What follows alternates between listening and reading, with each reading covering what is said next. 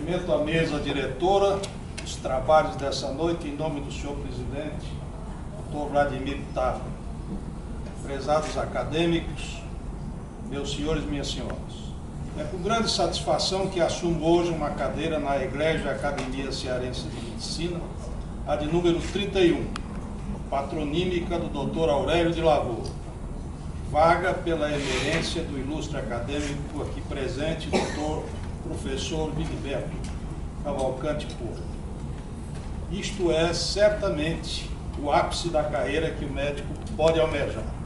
Ser reconhecido pelos seus pares, pelo seu trabalho e dedicação à medicina e ao ensino médico.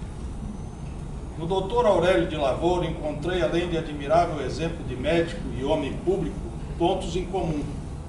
Em primeiro lugar, o sobrenome do pai, Coronel Antônio Luiz de Lavoro Paes, o mesmo Paes da minha família paterna, e também originário de Pernambuco. Provavelmente há alguma ligação. Assim como eu, nascido fora do Ceará, o Dr. Lavoro foi formado pela Faculdade Nacional de Medicina do Rio de Janeiro. Aqui chegando após a formatura e indo para o estrangeiro especializar-se em Paris, tornando-se pioneiro na sua especialidade, a otorrinolaringologia. Em nosso estado, o Dr. Lavoro teve também intensa atividade política, inclusive como deputado estadual e vice-governador. Durante sua carreira, envolveu-se muito com as doenças endêmicas no nosso estado, particularmente a lepra e a sífilis, tendo cunhado o estigma de pensar sifiliticamente, devido à alta prevalência dessa doença entre os pacientes nessa época anterior aos antibióticos. O ocupante atual de sua cadeira, o professor Wiliberto Cavalcante Porto, igual valor ético e científico com quem tive o privilégio de conviver quando diretor do Hospital Universitário, professor Walter Cantídio. Nele encontro em comum o interesse e o afã no ensino médico. Terminou, como eu, seu curso médico no Rio de Janeiro e durante a sua carreira envolveu-se nos diversos cargos de direção acadêmica. Foi por longo período pró-reitor da Universidade Federal do Ceará e militou na UES e no setor da assessoria pedagógica como coordenador do novo curso de medicina e conselheiro de órgãos da educação do Estado. Dr. Wiliberto, admirável professor de anatomia, escreveu importante estudo sobre o seio coronário e o arco aórtico. Primeiro, de suma importância hoje nas técnicas de ressincronização ventricular, em que são implantados eletrodos no seio coronário para estimular o ventrículo. Assim me honra muito assumir a cadeira antes ocupado por esses ilustres. Agradeço a todos os acadêmicos que me apoiaram como novo membro deste silogeu. Nasci em Minas Gerais, cresci no Rio de Janeiro e Paraná, mas o Ceará sempre foi o estado do meu coração. A família paterna do interior de Jaguaribe sempre foi uma grande atração, pois nas propriedades rurais dos meus avós e tios vinha do Rio de Janeiro passar as férias no sertão. Dessa forma, esse convívio com o interior foi marcante na minha formação. Certa feita, em um dos seus levantamentos de estatística de cardiopatias, o professor Pedro Negreiros comentou comigo, impressionado, sobre um número muito grande de casos de febre reumática no município de Jaguaribe, muito acima da média dos demais municípios. Tive que decepcioná-lo quanto à descoberta, já que havia um grave bias nesses números. Todos os pacientes foram vistos encaminhados por mim de Jaguaribe. Explico, sempre que vou à fazenda, reservo o final da tarde para ver gratuitamente os doentes da região que me procuram, inclusive os enviados pelos médicos locais. Quando necessário, referenciava-os para o hospital universitário. Portanto, o que ocorria era a oportunidade de diagnóstico e encaminhamento por mim dos doentes de toda a extensa região. A formação do caráter e o desenvolvimento intelectual certamente são influenciados pelos exemplos domésticos. Cumpre agradecer a meu pai, homem lutador, organizado, racional, disciplinador como era de esperar-se de um oficial do Exército, vibrador patriótico e que culminou a carreira com o generalato. Minha mãe, muito educada, firme, neta de alemães e de família tradicional do Paraná, muito influiu pelo interesse e apoio intenso que sempre deu aos nossos objetivos. Reconheço, no entanto, o enorme peso na minha formação propiciada pelos meus avós, pelo lado materno, o paranaense intelectual, político e influente, poeta e administrador que muito cedo abriu-me sua biblioteca.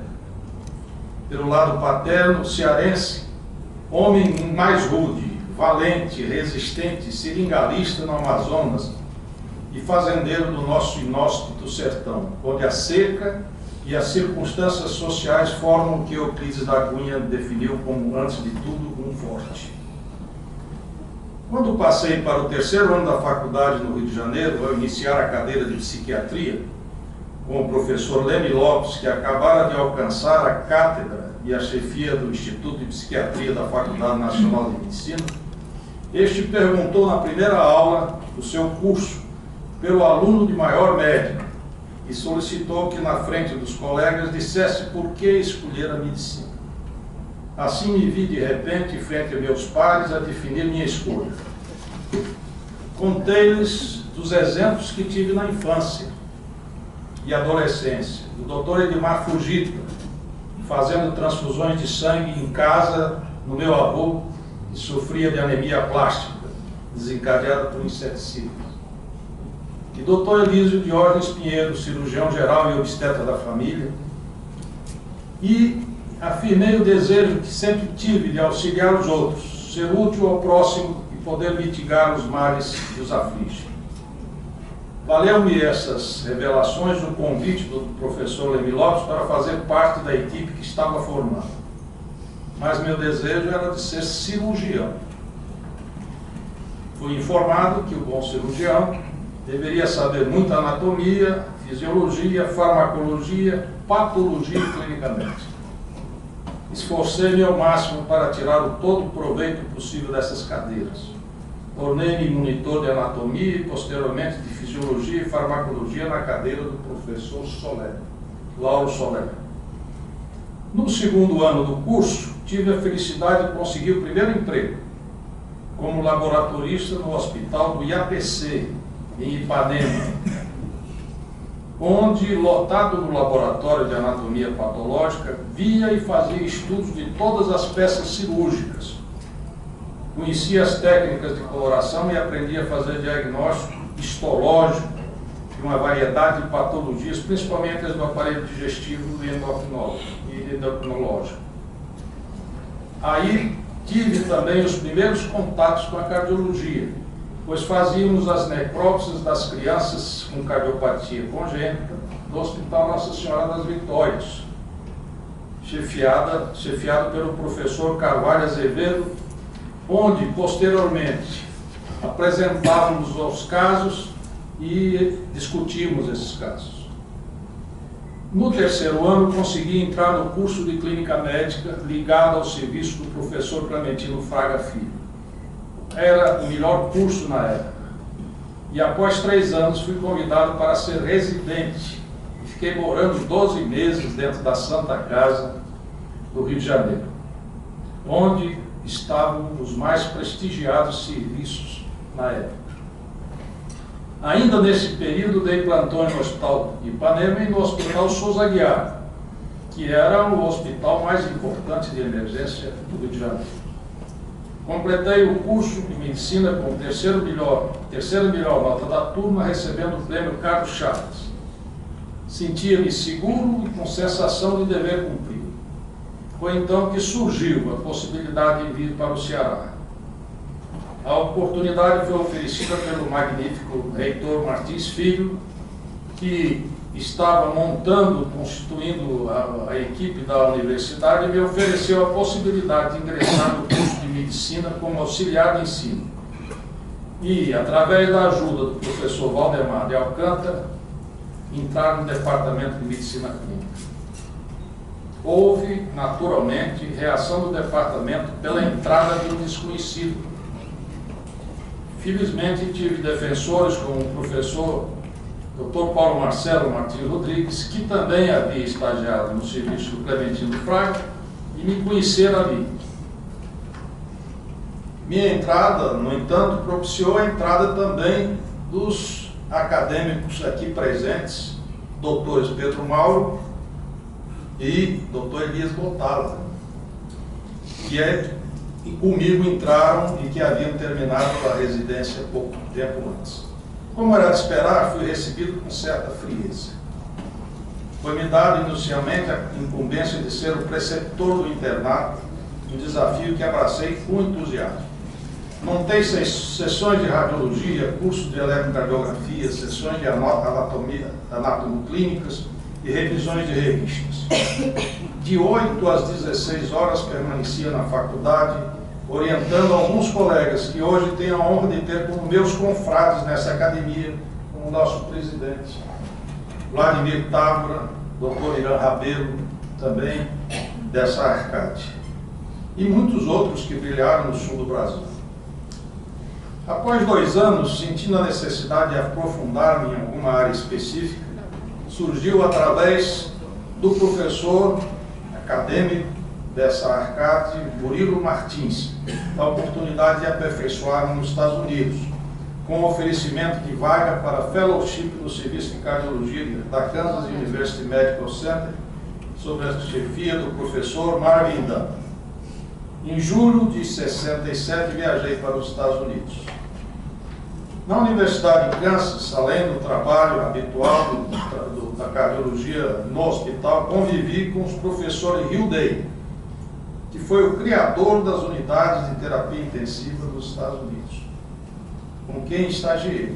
Trabalhei ainda nos hospitais dos veteranos com o Dr. Lewis, que demonstrou o valor da aspirina na síndrome coronária aguda, que foi um dos grandes avanços na cardiologia moderna, inclusive diminuindo a mortalidade do infarto agudo em mais de 10%. Nesse período, com a inestimável ajuda da minha primeira esposa, Gilda Vilar Nogueira Paz, juntei cada dólar para comprar e trazer os equipamentos com os quais Dr. Ronaldo Montalverne, Dr. Fernando Maia, Dr. Otto Leal Nogueira e eu montamos a primeira unidade de cuidados intensivos no Ceará. Retornei ao Ceará em 69 e no hospital universitário fui lotado na cardiologia à época dirigida pelo acadêmico falecido Dr. Edgar Saraiva Leão. Descobri que, por intermédio do professor Dr. Antônio Jucá, o hospital recebera equipamentos para realizar fonomecanocardiografia, um tumbim, que aliás se encontra no museu hoje da academia, e um aparelho para vetrocardiografia. Montei-os e iniciamos esses exames complementares. A cirurgia cardíaca começava no Ceará e pude, com o fonocardiógrafo, quantificar e assim indicar muitos casos de mitrais e aórticos para a correção cirúrgica, realizados pelo memorável acadêmico dessa arca, o professor Dr. Eduardo Regis Monte Jucá. Antes de ir para os Estados Unidos, fui apresentado ao Dr. Carlos Alberto Studart Gomes, um dos fundadores dessa academia, de forma muito interessante. O sanatório de Becejana era um hospital para tuberculosos, administrado pelo IAPB. O hospital estava com um paciente suspeito de tuberculose pericárdica. E o Dr. Carlos Alberto solicitou um cardiologista para ver o caso. Fui ao sanatório, naquele tempo, longa viagem por estrada calçada de pedras. E vi o paciente que, de fato, tinha clínica de pericardite aguda. E comentei que bom seria fazer um eletrocardiograma para selar o diagnóstico. Dr. Carlos Alberto informou que, infelizmente, não dispunha desse aparelho no hospital. Mas o Dr. Jorge Matos, então vice-diretor, contestou, informando que recebera esse aparelho 6 meses antes, mas que ninguém sabia usá-lo. E estava no almoxarifado ainda embalado. Sugeri que o trouxesse. realizando assim no Hospital de Messejana o primeiro eletrocardiograma do que viria a ser o grande centro cardiológico que é o hospital hoje. Quando retornei dos Estados Unidos, o Dr. Carlos Alberto lembrou-se desse episódio e convidou-me a montar a cardiologia naquele hospital. Lá fizemos os primeiros cateterismos em 1970, usando fluoroscopia sem intensificador de imagem, e os angiogramas eram feitos por um troca-chapa e 6 radiografias por segundo. Só recebemos o intensificador de imagem do cinema em julho de 72, e em agosto deste ano realizei ali a primeira coronariografia em um paciente aórtico, coincidentemente com o Dr. Neilson Sones, que fez a primeira coronariografia numa aórtica. Foram anos de grande atividade científica e tivemos a grande satisfação de formar os primeiros residentes de cardiologia do Hospital de Messejana, os Dr. José Augusto Rocha Araújo e Abdias Rolim. Em 1974, fui convidado pelo magnífico reitor Walter Borra Cantiglio, um dos fundadores dessa academia, para dirigir o hospital universitário. Por 8 anos dediquei-me a essa tarefa, visitando Brasília frequentemente e conseguindo inúmeros melhoramentos para como a abertura da emergência, da UTI, os novos laboratórios, medicina nuclear, a construção do bloco cirúrgico e do serviço de hemodinâmica e a instalação do serviço de transplante, que hoje brilha e é conhecido em todo o país. Mas talvez uma das grandes conquistas tenha sido o convênio com a Universidade de Virgínia, Charlottesville, nos Estados Unidos, convênio que foi de grande importância para a universidade. Vários professores, inclusive acadêmicos dessa Arcádia, deles se beneficiaram, como os professores Manassés, Fonteles, Anastácio Queiroz e vários estudantes de graduação. Em 1980, prestei concurso para professor titular em Clínica Médica, junto com a minha grande amiga, doutora Helena Pitombeira, Maria da Silva Pitombeira, sempre eu esqueço que ela é Maria, defendendo tese sobre as primeiras cinecoronariografias realizadas por mim no Hospital de Messejana. Após 8 anos de direção no Hospital Universitário, voltei à clínica, dirigindo o serviço de cardiologia do hospital, das clínicas até 1994.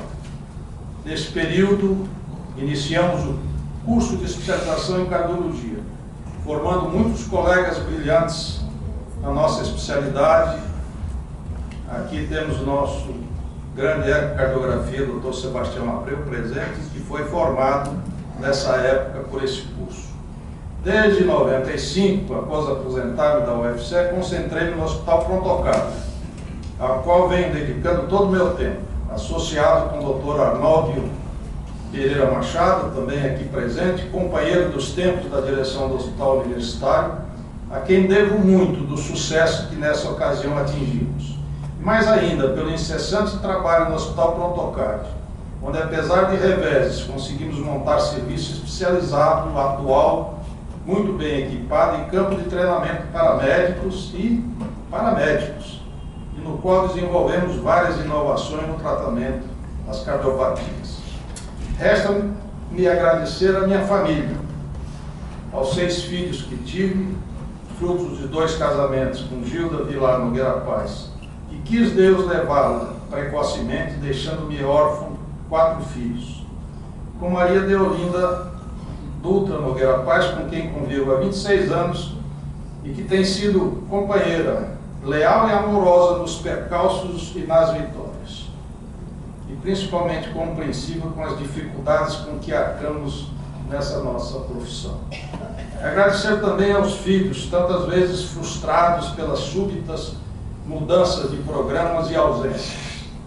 Ao meu filho, Dr. Fernando José, nefrologista e intensivista, a quem muito devo a eficiência do Hospital Prontocardio.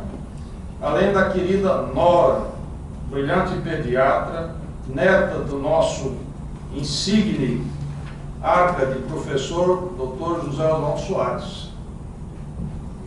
Ao Marcos, agrônomo, que tanto me ajudou na fazenda em Jaguaribe, e sua esposa, Nathalie Kuntz, querida sobrinha, a Lia, contadora, e que me auxilia também no hospital, e seu marido Renato Black, a Ângela, magnífica arquiteta, que tem embelezado o nosso hospital, e seu esposo, advogado Marlon Cambraia, a Annelise, fisioterapeuta, e seu marido Elmo Rolandeiro, e finalmente a caçula, raspa de tacho, como se diz no sertão, Roberta, jornalista e atualmente estudante de arquitetura, e que tudo consegue deste cardiologista de coração bom.